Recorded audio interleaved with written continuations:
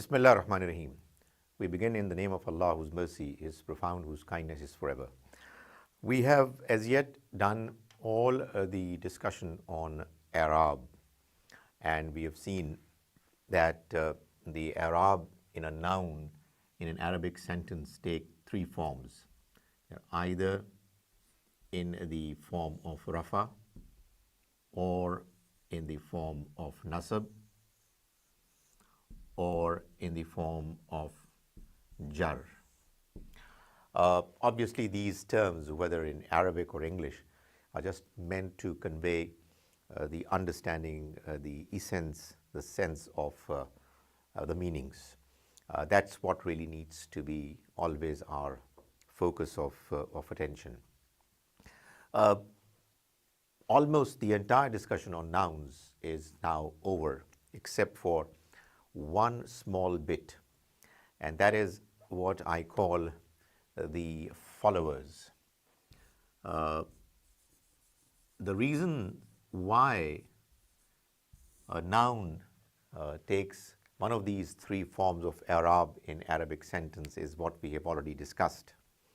However, there are two further reasons why a noun would take a certain form of Arab in an Arabic sentence. Both these reasons are because they are following another noun which has taken a peculiar Arabic form, and therefore this follower noun is taking the very same Arab as the ones that it is following, as the one noun that it is following. So let's see what these followers are. There are essentially two followers. One is what is called sifat, and the other is what is called badal. In other words, if there is a noun which appears in a sentence as the sifat, the attribute of a certain noun, it is going to follow the Arab of the noun of which it is sifat. Likewise, the badal, the alternative, is a noun which is going to take the Arabic form of the noun that it is badal of, whose mubdal minhu is what is going to take a peculiar Arabic form, rafa, nasab or jar, and because it takes that Arabic form, its follower badal is going to take exactly the same Arab. Now let's have a look at a little deeper look at what these two followers are. When we talk about sifat, we are actually talking about the attribute of a noun. For example, if there is an Arab, there is a noun called a rajul, a man, a man could have any number of attributes, can have any sifat. For example, the man could be alim, rajulun alimun. So rajulun is a man, however alimun is his sifat. That is what is qualifying it, what is giving rajul his attribute. Now I'm putting rajul as in the Arabic form because I'm assuming, for example, that it is the khabar of Zaid. Zaidun rajulun alimun. Zaid is a man who is a scholar. Zaid is a scholar man. Now, Zaid is mubtada and therefore is in the form of rafa, Arabic form of rafa. Rajul is the khabar and therefore is in the rafa form, and alimun is the sifat, is the attribute of rajul, and therefore it is in the rafa form too. Now, this is always going to be the pattern. For whatever reasons, if the original noun is taking a certain Arabic form, the sifat is going to follow under all circumstances. It's not just in the case of Arab, it is also going to follow the original noun of which it is a sifat for it being nakira or marifa, that is common noun or proper noun. Now, rajulun here is a common noun. Remember, we discussed that if you have a sentence wherein you have a mubtada and khabar, jumla ismiya khabariya, a sentence wherein there is a noun of which you are giving information, then the noun which is the mubtada has to be marifa, proper noun, and the khabar, which is the information, has to be common noun. So, Zad is the proper noun, Rajulun, the khabar, is common noun, and Alimun, its sifat, is common noun too, because it would not just follow Rajulun in its Arab, it's also going to follow Rajulun in it being nakira or marifa. Moreover, it's also going to follow it in it being either wahid or tathniya, which is two, or jama. So that is again another aspect which it's going to follow its original noun. And a fourth possibility is the possibility of gender. That is, it would either be muzakkar, masculine, or muannas, feminine. If, for example, had it been, let's say, Fatima,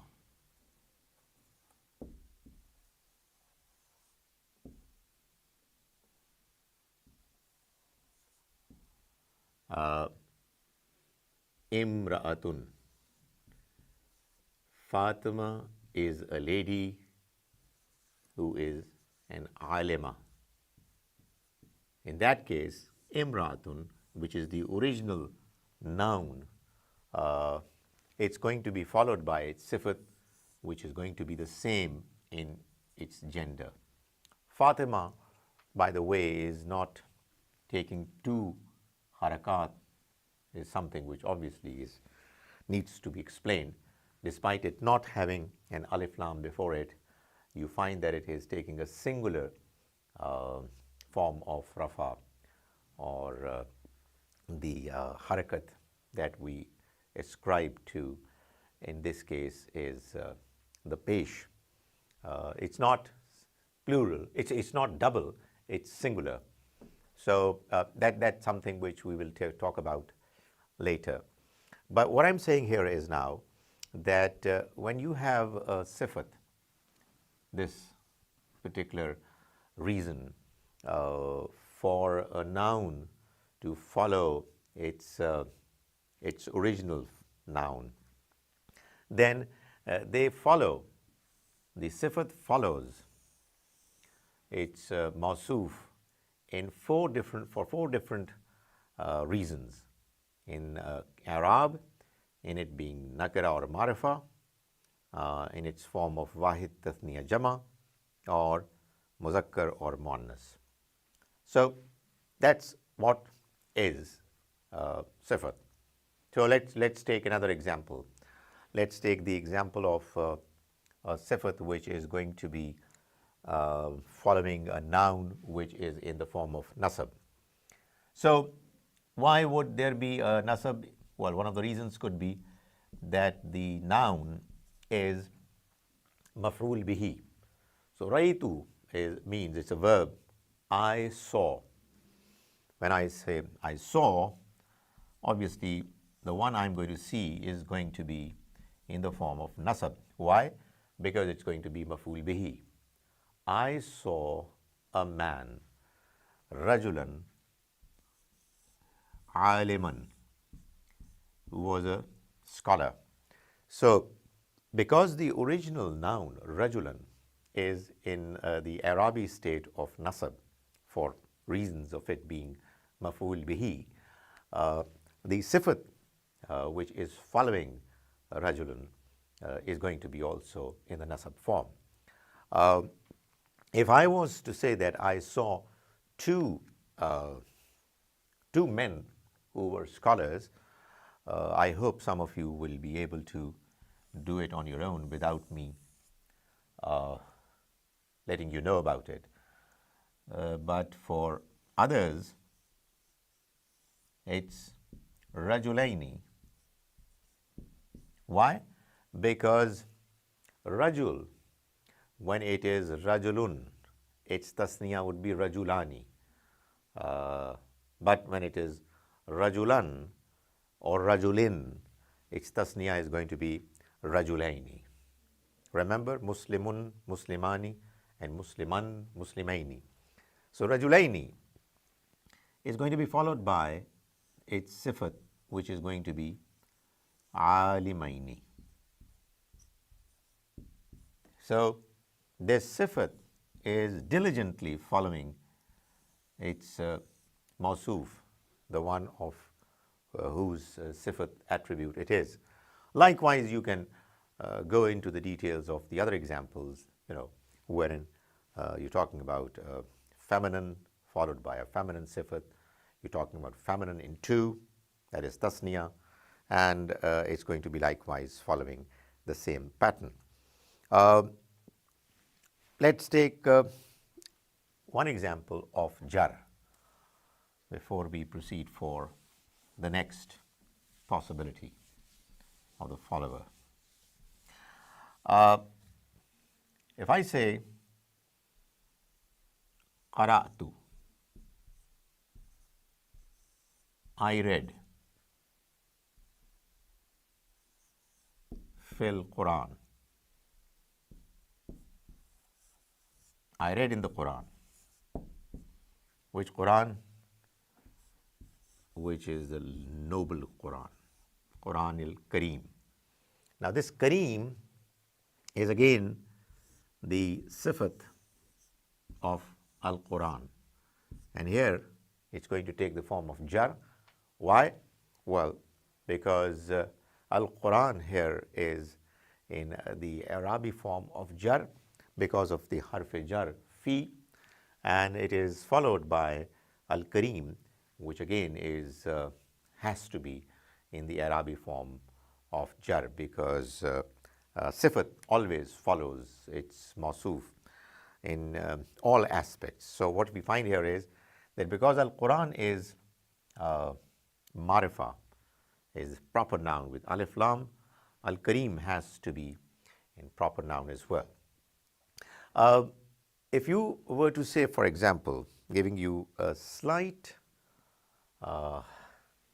variation and call it a little more complex and understanding, is when you would say Raitu,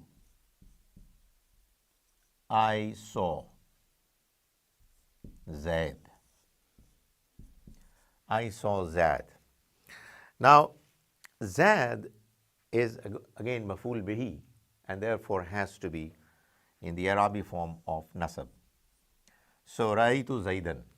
I hope you know that it cannot be Raitu Zaidun because Zaid in this sentence is maf'ul bihi, is the one on whom the act of seeing is being done. So, Raitu Zaidan, I saw Zaid. Now, what you're saying is that, there are quite a few Zaids around, 3 or 4 maybe, but one of them is Alim. So, you're qualifying, you're explaining Zaid, and you're saying that Zaid, which Zaid? Well, Aliman. Now, because Zaid is nasab, Alim has to also be nasab. Now, the reason why alim is al-alim, because al-alim is the sifat of zad, and zad we know is marifa, proper noun. Now, alim, the word alim basically is not a proper noun.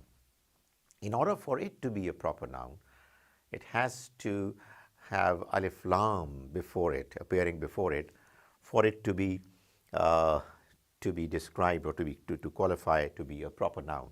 So Zad is the original noun, the mawsuf, and alim is its sifat.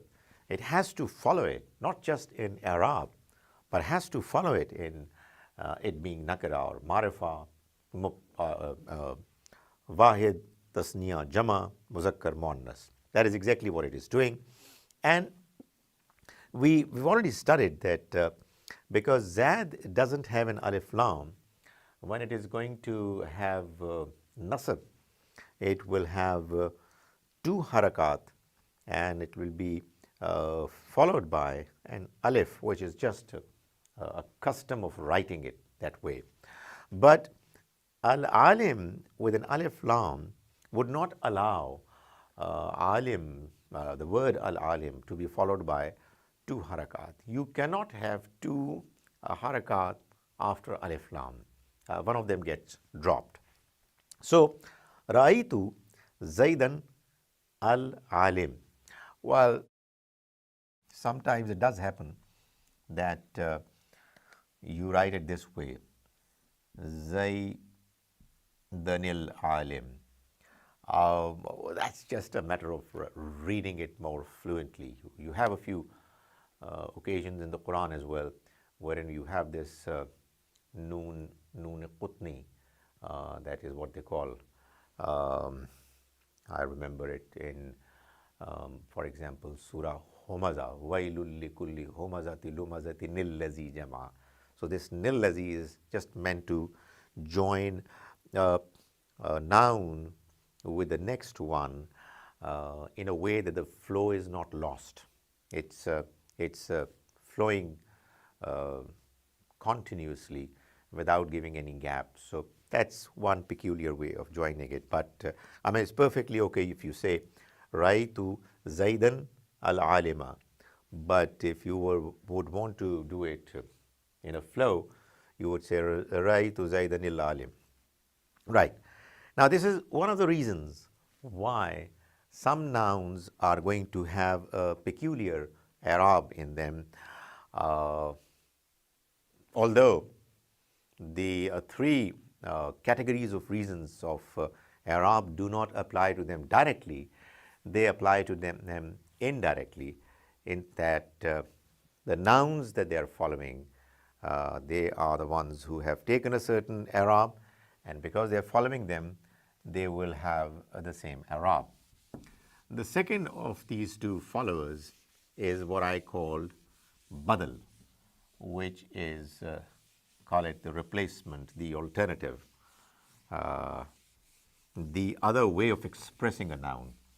You know, sometimes we do have in other languages as well, wherein what you are describing in two nouns coming next to each other, a description of the same noun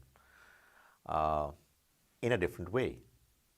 It's the very same noun, the very same sense, the very same meaning, but expressed differently. A very common expression that we come across is President Obama. The President Obama said. So, who is the President? Obama. And who is Obama? The President. So, one or the other, they are the same. One replaces, one describes the very same person, and what you have is the badal. Now, when in Arabic this badal appears, it again has exactly the same i'rab as that of mubdal minhu, the one it is replacing. For example, we have in the Quran in Surah Al-Baqarah a verse which says, Fal yattaqillah.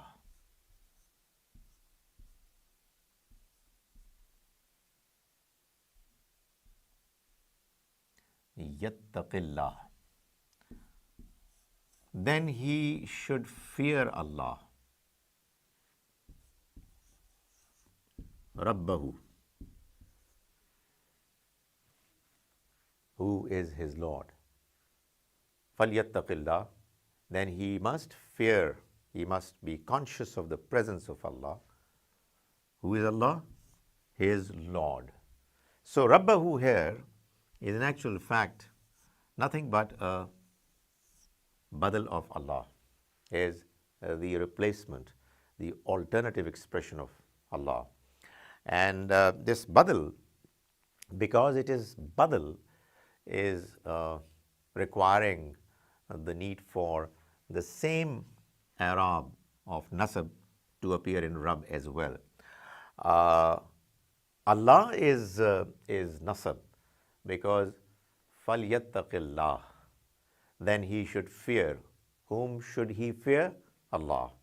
So the one who is to be feared is the one who is maf'ul bihi, is the one on whom the verb is working, and therefore it has to be in the form of nasab, and that's how it is.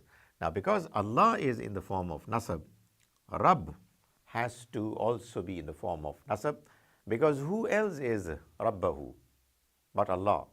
So it is Allah who has been described in another manner, in another form, and that is Rabbah.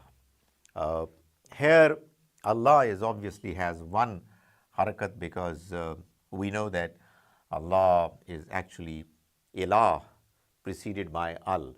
So, one of the two harakat of nasab are dropped. It's not tanween anymore. Rabbahu, on the other hand, is in the form of nasab and has only one i'rab, not because it's following Allah. I mean, had there been no definite reason for a Rabb to have just one single harakat, it would have taken two harakat. There wouldn't have been any problems.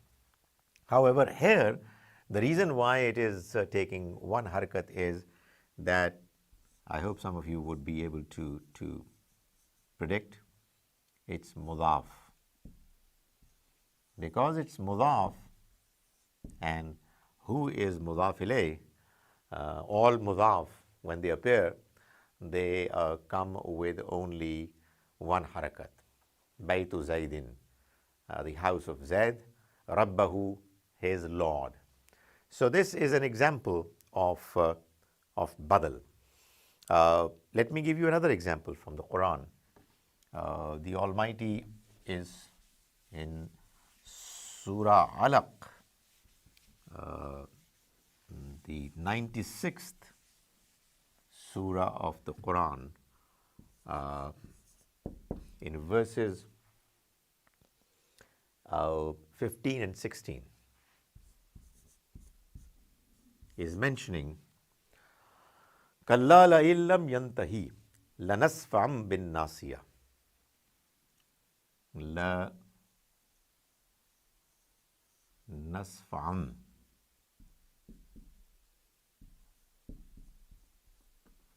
bin nasiya. We are most certainly going to get hold of, grip his forelock. Lanasfa'am bin nasiya, we will most certainly grab, get hold of his forelock. Nasiyatin, which forelock? Nasiyatin kazibatin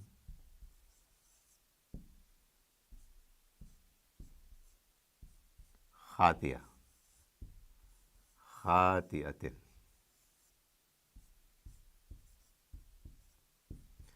the forelock, that is kaziba, lying, khatia, sinful. So this nasiya is actually repeating the same nasiya, but this time round it's apparently nakara, which really means that when you're talking about badal and mubdal minhu, it is not necessary that you satisfy the condition of nakara and marifa to be, they be similar in that category as well, because this was marifa and this one is nakara. So a nasiya, which nasiya? The forelock, that is kaziba, lying, khatia, sinful. Now these are obviously the sifat of nasiya. So because of them being sifat, they are taking the same Arabic form of jar, but nasiya is jar because of bay, harf jar, and when it is followed by its badal nasiya, which is being described as to what kind of forelock is the one that is going to be grabbed by the Almighty and His system and His angels, it's not, the badal is following nasiya mubdal minhu. Now what I've described in this presentation is that we've already seen that there are three categories of reasons why a noun is going to take three different forms of i'rab. It's either going to be rafa or nasab or jar, and each one of them has its own reasons. We've seen rafa has 4 reasons, jar has 2 reasons, nasab has 11 reasons that we've discussed. Obviously there could be more as well, but we have taken care of most of the reasons. But in this particular presentation, I have mentioned the fact that there are 2 other reasons why a noun might take one of these 3 Arabic forms, and those 2 reasons are because the nouns that they take any Arab are actually following another noun, and because of them following some other noun, they would follow them in whatever Arabic form they are, and those following nouns can either be sifat of another noun or badal of another noun. May the Almighty enable us to understand His book as best as is possible. Maybe we be able to understand the meanings directly when we recite the Quran, which is exactly why we are going through this exercise.